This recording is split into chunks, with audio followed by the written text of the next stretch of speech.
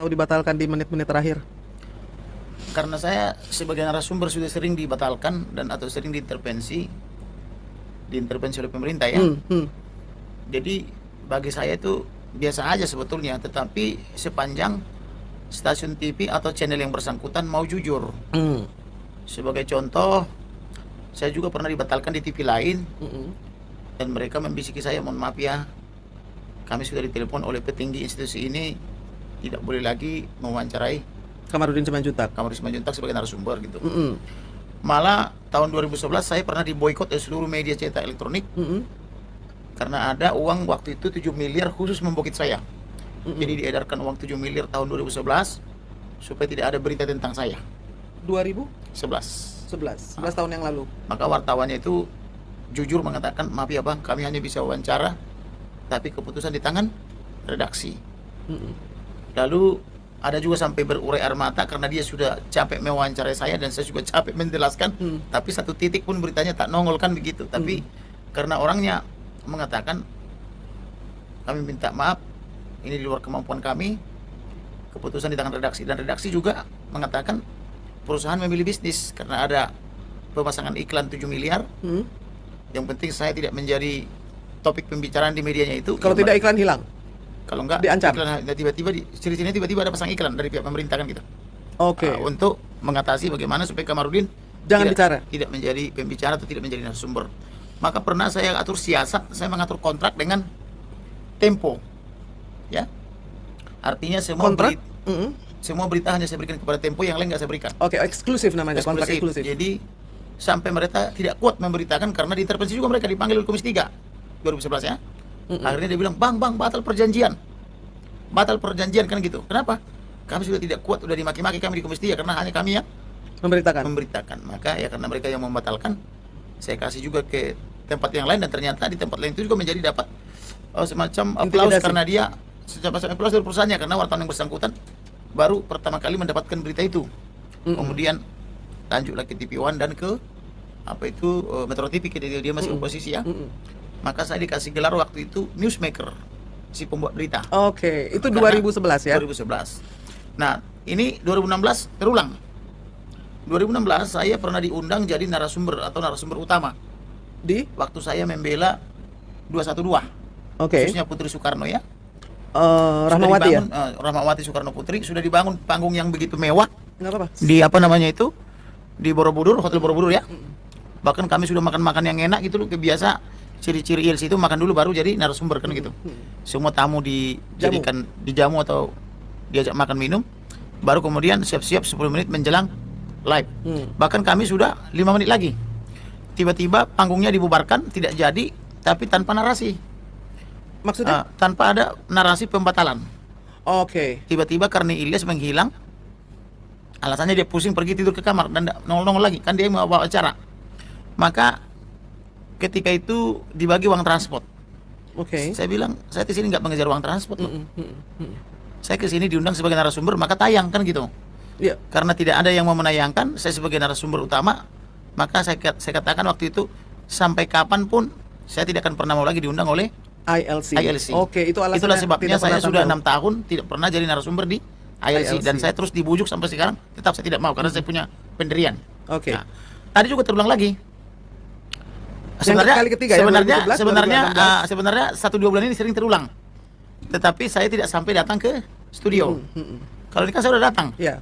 Saya sudah berjuang 2-3 jam nyampe di epicentrum di tempat TV One. Sudah sampai hanya beberapa meter lagi tiba-tiba dibatalkan. Dengan alasan-alasan klasik kan begitu ya. Jadi yang dibatalkan itu 2. Iya. Saya dan Bapak Komjen Pol Purnawirawan Susnodwaji. Iya. Maka saya katakan saya perlu penjelasan kenapa detik-detik terakhir dibatalkan. Karena alasannya tidak jujur, maka saya katakan sampai kapanpun saya tidak akan pernah mau lagi jadi narasumber dari TV One. Saya tidak butuh TV One. Kan begitu. Jadi begitu saya orangnya. Saya orang yang punya prinsip gitu ya. Saya tidak pernah mau diintervensi oleh siapapun. Jadi karena Anda bikin acara namanya catatan demokrasi, tetapi yang saya alami adalah kesesatan demokrasi, maka saya tidak mau tersesat, saya harus meninggalkan Anda kan begitu. Betul. Jadi tadi saya ucapkan sayonara.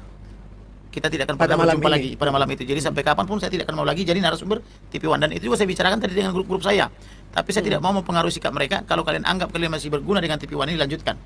Tapi sikap saya harus saya katakan kepada rekan-rekan saya sampai kapanpun tidak akan pernah lagi mau jadi narasumber daripada TV One. Bahkan klien saya tidak akan saya berikan lagi diwawancara oleh TV One, apapun permasalahannya.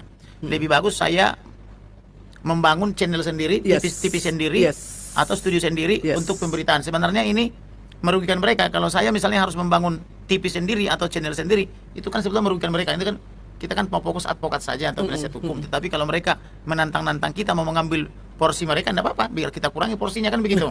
Nah, Sosmed kan sama kuatnya sekarang ya kan? iya, Betul. jadi artinya sebenarnya mereka rugi kalau kita juga ambil bagian di bisnis itu kan.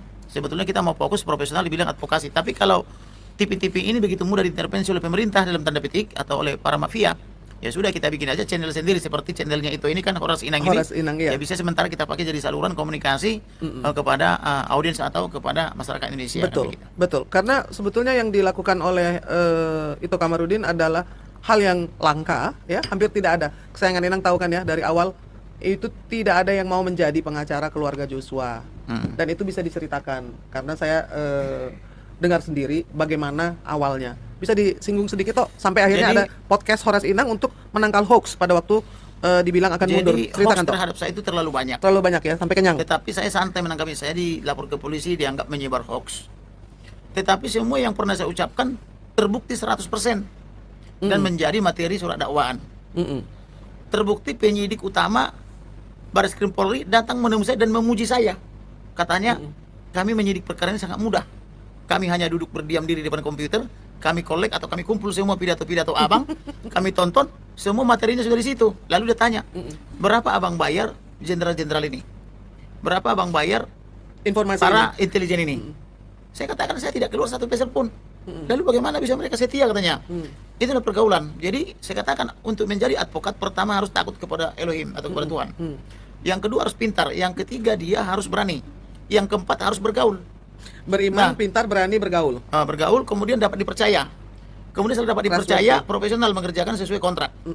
Kemudian setelah itu profesional barulah punya integritas penegak hukum. Kemudian yang keberapa sekarang? 6. Yang keenam, Sekarang ketujuh. Yang ketujuh sekarang jangan sampai gara-gara menegakkan hukum terabaikan keadilan dan kepastian hukum. Nah, itu yang terakhir. Jadi artinya boleh kita membela klien tapi jangan membabi buta. Banyak orang pengacara supaya kliennya menang melakukan pemalsuan. atau kebohongan. Atau kebohongan, misalnya dia pergi ke tukang ketik dulu ada di Pramuka, pesan dong kertas tahun 50, tahun 40, tahun 60 dia asap-asapin kan itu. Lalu diminta jenis ketikannya, ketikan apa itu, ejaan tahun berapa gitu, ejaan Suwandi, ejaan yang disempurnakan atau ejaan apa saja. Atau ada juga orang diajar-ajari saksi untuk berbohong supaya menang. Ada juga misalnya menyuap jaksa, menyuap polisi, menyuap hakim seperti yang baru tertangkap kemarin. Atau mengajak mengentertain misalnya penyidik, jaksa, hakim ke tempat-tempat maksiat gitu loh, dengan menyiapkan wanita atau hiburan malam gitu. Itu yang saya tidak Hindari. mau. Lebih bagus saya Hindari. prinsipnya itu adalah lebih bagus saya bawa pisang goreng ke rumah atau tempe Tapi uang atau sendiri, ikan asin masakan tetapi uang sendiri. sendiri dan anak saya bisa tidur lelap, daripada saya membawa emas, berlian dan permata tetapi hasil kejahatan yang ada nanti membuat anak saya sakit kan gitu. Iya. Jadi saya mau melihat anak saya sehat, tumbuh dan sehat, dan ketika saya pergi dipanggil oleh Tuhan saya masuk surga. Iya. Itu yang saya cita-citakan. Jadi tidak ada niat saya untuk kaya raya, makanya saya pakai subsidi silang. Jadi yang kaya raya saya pungut honor, yang mohon maaf yang kurang beruntung saya subsidi. Jadi benar-benar pemerataan terjadi Nah, di sebagai contoh lah misalnya, kita mengundang misalnya sudah beberapa kali keluarga almarhum Brigadir J. Seperti untuk hasil masa depan. Jaksa menginginkan tadi pagi di telepon 11 saya saksinya hadir. 11 supaya mereka itu dihadirkan secara fisik offline. Iya. Hakim sebetulnya memberikan pilihan boleh offline, boleh online. Online. Tetapi jaksa bilang supaya Lebih. cetar atau Iya. supaya lebih menggigit gitu, didatangkanlah ke sini. Saya bilang ada nggak uang negara, ada nggak uang kejaksaan? Dia bilang tidak ada. Berarti dengan tidak ada uang negara atau tidak ada uang pemerintah, saya harus merogoh kantong saya 11 kali 5 juta untuk tiket pulang pergi. Iya. Berarti kan saya harus mengeluarkan uang 55 juta. Hanya untuk tiket saja. Tiket saja. Kemudian mereka diperkirakan menginap 2 malam. Kalau satu malam misalnya 1 juta, kali 2 berarti kan 11 kali 2 juta, 22 juta. 22 juta tambah 55 juta berarti kan kurang lebih 75 sampai 80 juta harus saya keluarkan, tambah uang makan dan saku dan sebagainya kan gitu. Nah, itu pengorbanan untuk sekali sidang. Nah, ini tersangka terdakwa kan banyak, berapa kali datang mereka nanti.